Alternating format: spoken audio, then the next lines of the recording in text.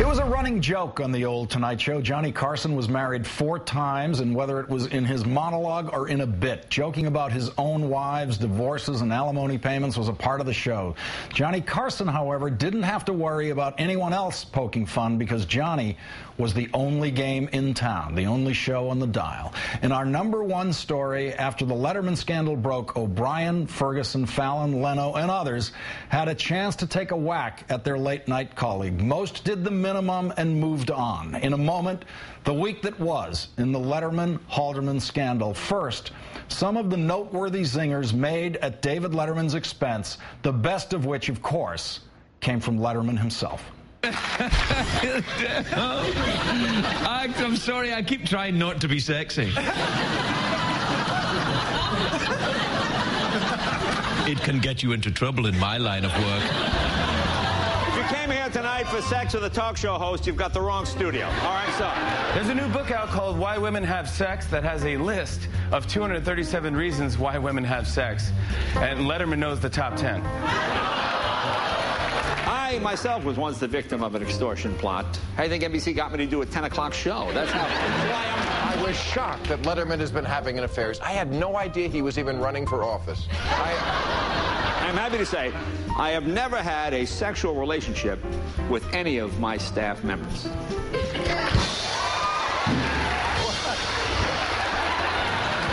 I'm staying out of it, but let me just say that my relationships with my employees are strictly professional. Isn't that right, Gunter? As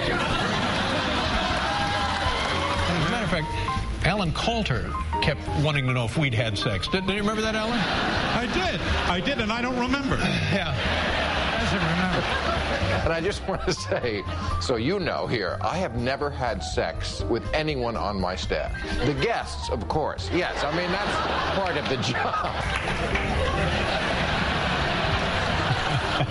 I had a great weekend. Did you see Kiss on Letterman? I mean the band Kiss, not the other thing. I was in the crowd to make a few jokes, but it's really not funny. It's I mean, a little bit. It's a little bit funny, but it's fall here in New York City, and I spent the whole weekend raking my hate mail. Cold too. It's chilly outside my house, chilly inside my house. Because normally, when I'm shaken down for money, it's my relatives. Okay, let's look at the news. First of all, Bill Clinton said no. Good news for South Carolina Governor Mark Sanford because he...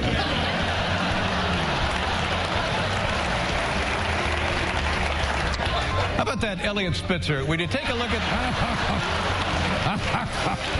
I still feel like I did the right thing. And now, also, because what can it hurt? Once again, I'd like to apologize to the former governor of Alaska. Sarah Palin, I'm terribly, terribly sorry. So there we go. Joining me now is the editor of Newsweek.com, Devin Gordon. Devin, welcome. Thanks for having me. Now, late-night hosts seem to each kind of take their shot at Dave and then pretty much leave him alone. Now, is this some kind of honor code among late-night hosts? Yeah, I think their job is to be funny. You get a shot above the belt, not below the belt, and then you move on. I think that's their job. You can't leave something like this you can't leave this alone. You got to take your shot and go. Now, conspicuously absent from our clip file is Conan O'Brien. I know Conan holds Dave in great awe and has a lot of respect for him. Is that what Conan's decision's about there? Yeah, I think respect is putting it mildly. I mean, he reveres the guy. I mean, before he moved into the Tonight Show, he spoke at length and quite eloquently about how he was humbled by even the prospect of being a competitor with David Letterman. But I do think there is something else going on here, which is that of all those guys, Conan is the only one who competes directly against him in the time slot. And so there is the danger that him making a joke about this could be seen as him trying to capitalize on Dave's misfortune rather than simply having sport with it. Now, on the first night when Dave revealed this last week, he kept repeating the word terrible. He's done these terrible, terrible things. Did he, in that process and in the follow-up apology on the air to his wife and staff, did he defuse this bomb? Well, see, I'm not sure this was ever really a bomb. I mean, he definitely diffused it. I don't know how much this was ever really going to hurt him. I mean, what's surprised me about this whole thing is some of the shock out there that to find out that Dave Letterman wasn't a nice guy. I mean, I think you can kind of tell when you're watching someone on television, whether, like you, for instance, Lawrence, you seem like a nice guy.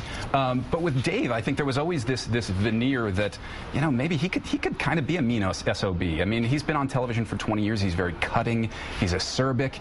I don't think it would shock people to find this out, and it always surprised me that people discovered to their shock and awe that maybe he wasn't such a nice guy all the time.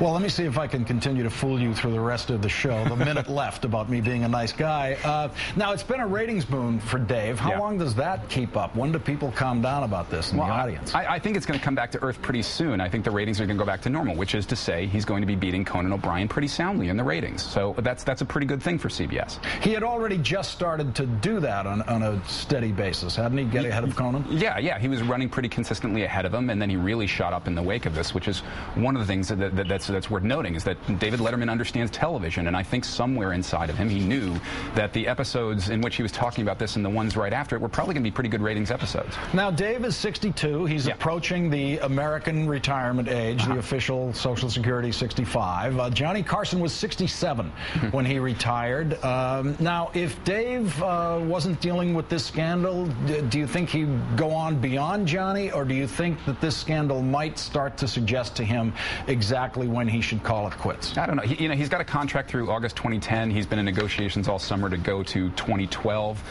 My suspicion is that what's interesting about something like this is that it's Dave with assistants, people on staff. It's not him canoodling with movie stars. This show is his life. You work like a dog to do a show like this every night. So it's hard for me to imagine, except for health reasons, and Dave has had a few, why he would hang it up earlier. And it seems like there's no sign that he plans to. All right, we'll stick around and watch this one, Devin. Devin Gordon, thank you very much for joining us tonight. All right, thanks for having me.